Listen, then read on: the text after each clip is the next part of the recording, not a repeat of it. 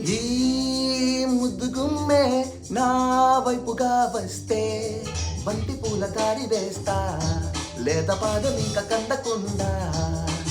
ఈ జాబిలమ్మే నా లైఫ్లోకొస్తే దిష్టి తీసి హారతిస్తా, ఏ పాడు కళ్ళు చూడకుండా. నాలాంటి మంచి వాడిని మీరంతా చూసి ఉండరే, ఈ మాటే మీరు ఈమెతో ఓసారి చెప్పి చూడలే. ఒప్పుకో తప్పదే ఇప్పుడే ఇక్కడే నేను నీకు ఇష్టమేనని. ఓ